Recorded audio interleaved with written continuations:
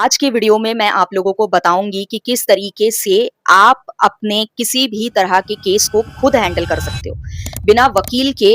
आप किस तरीके से किसी भी मैटर को हैंडल कर सकते हो। तो बिना वकील के आप अगर किसी मैटर को हैंडल करना चाहते हो तो सबसे पहले तो आप लोगों को लिखित में, ठीक है, लिखित में मैं कह रही हूँ, सबसे पहला तरीका है कि आप लिखित में पहले मामले को सुलझाने की कोशिश करिए। वर्बली तो कोई भी मामला सुलझता नहीं है, लेकिन लिखित में, चाहे आप लेटर्स के माध्यम से, चाहे आप व्हाट्सएप में मैसेजेस के माध्यम से, आप लिखित में बातचीत करने की कोशिश करिए।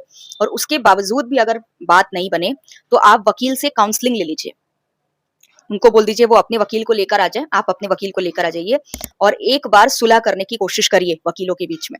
अगर फिर भी बात नहीं बनती है तो लीगल नोटिस भेजिए और उसके माध्यम से सुलह करने की कोशिश करिए। और अगर लीगल नोटिस के माध्यम से भी कोई मामला नहीं सलटता है तब आप कोर्ट जाने के लिए सोचिए।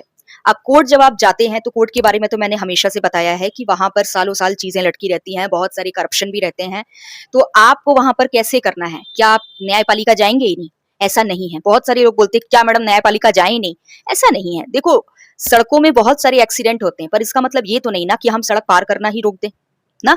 हम सड़क तो पार करते ही हैं, लेकिन थोड़ा ज्यादा सतर्कता से करते हैं। तो आप लोगों को चालाक बनना है, सतर्क बनना है, जागरूक बनना है, ना कि कोर्ट जाना छोड़ना है।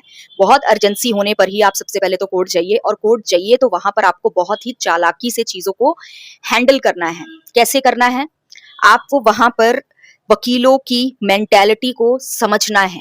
वो जो बोल रहे हैं उसके बारे में बातचीत कई लोगों से करके देखना है कि वकील साहब ऐसा ऐसा बोल रहे थे। मतलब जैसे आप अपना केस लेकर गए तो एक वकील से सलाह मत लीजिए, कई वकीलों से सलाह लीजिए, और कई वकीलों से सलाह लेने के बाद अपनी खुद की भी खोज करिए, आइडिया लीजिए, और उसके बाद ही आप कोई एक वकील चुनिए।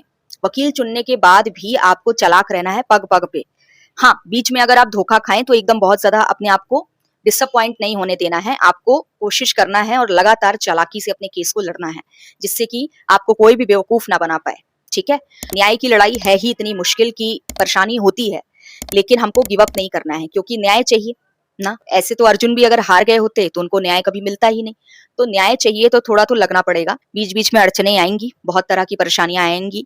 जुडिशियल करप्शन भी फेस करना पड़ेगा। कभी कोई किसको पैसा खिला दे रहा है, कभी कोई किसी को पैसा खिला दे रहा है।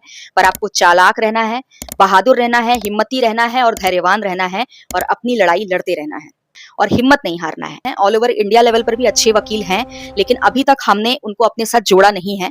और इतना ज्यादा अभी कहा जाए ऑल ओवर इंडिया लेवल पर मैं सर्च नहीं की हूँ चीजों को, ना ही लोगों को कनेक्ट कर पाई हूँ खुद से। जब कनेक्ट कर पाऊंगी तो हर स्टेट में आप लोग जहां से भी बोलोगे अच्छा वकील रेकमेंड करने को, तो मैं रेकमेंड भी कर पाऊंगी। लेकिन अभी फिलहाल मुझे कुछ भी आइडिया नहीं है। तो चलिए आज के लिए बस इतना ही। धन्यवाद।